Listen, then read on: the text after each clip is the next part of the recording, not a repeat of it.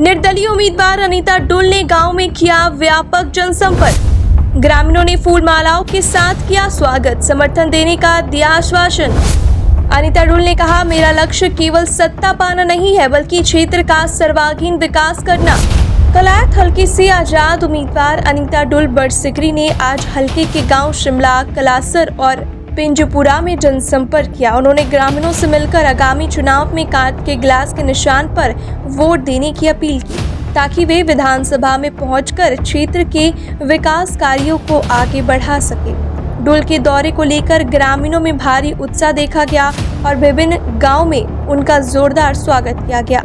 शिमला की बड़ी चौपाल में भारी संख्या में जुटे ग्रामीणों ने अनीता डुल का भव्य स्वागत किया। इसी प्रकार कलासर के ग्राम सचिवालय और पिंजपुरा की सामान्य चौपाल में भी लोगों ने डुल के आगमन पर हर्ष व्यक्त किया और उनका अभिनंदन किया। ग्रामीणों ने फूल मालाओं के साथ उनका स्वागत किया और समर्थन देने का आश्वासन दिया।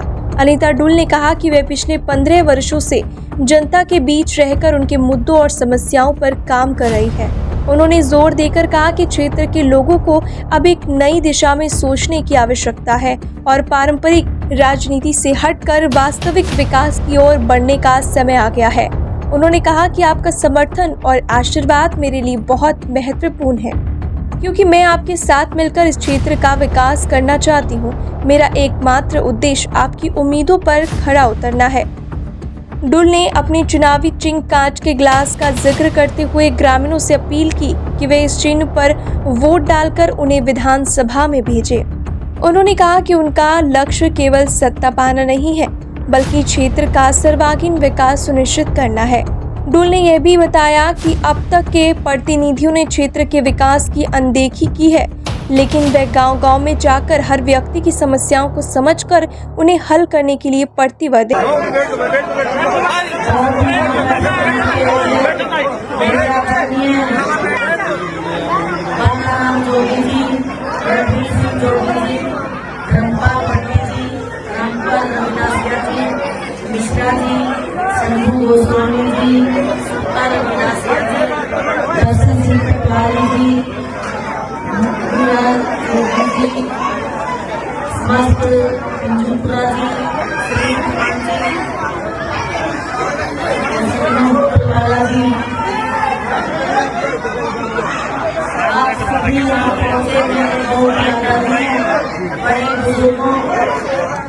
युवा साथी, मेरी माता शक्ति, आप सबको सलाम सादर प्रणाम। आपका जो श्रेष्ठ बनता है, बहुत मेहनत कर रहे हैं, आपकी मेहनत पर भी आ रही है और वो 8 तारीख को रिजल्ट में दिख भी जाएगा।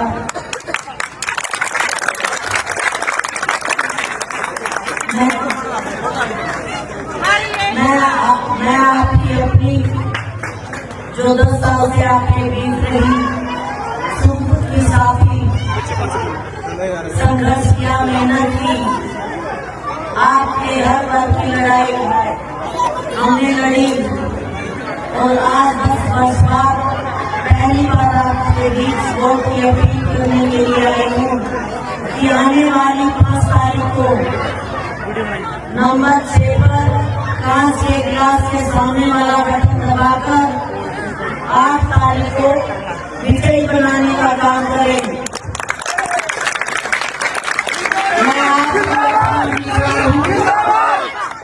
मैं आपकी अपनी उम्मीदवार हूँ, सबकी बरादरी की उम्मीदवार हूँ, जनता की उम्मीदवार हूँ।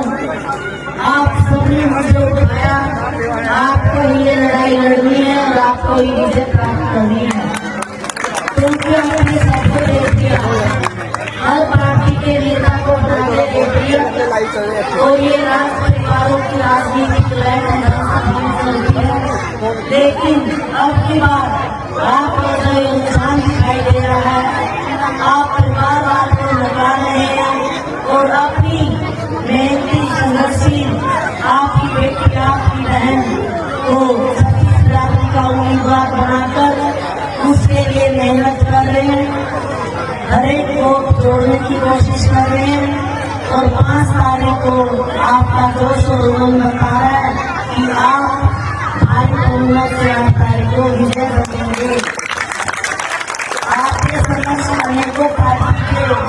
नेता आएंगे, प्रत्याशी आएंगे आपसे वोट की अपील करने के लिए, लेकिन अब आपका समय है, आपको उनसे प्रश्न पूछना है कि आप वोट देने तो आप आ गए, लेकिन 5 साल पहले कहाँ थे? बताइए, 5 साल पहले कहाँ थे? यहाँ से आपको विधायिका भी मिली और मंत्री भी चुनी गई, लेकिन क्या विकास किया? आप उनसे प्रश्न पूछिए, क्या पीने का पानी हमें मिला? क्या सड़कें मिली? और भी नेताओं के लोग, पार्टियों के लोग आएंगे वोट की अपील करने के लिए, लेकिन मैं आपको बताना चाहती हूँ, अब मौका है एक बार या प्रश्न पूछे, वरना तो आप लेकिन गलती से आपने किसी और का मतदान कर दिया, चूक कर दी, तो 5 साल तक हमें फिर पछताना पड़ेगा।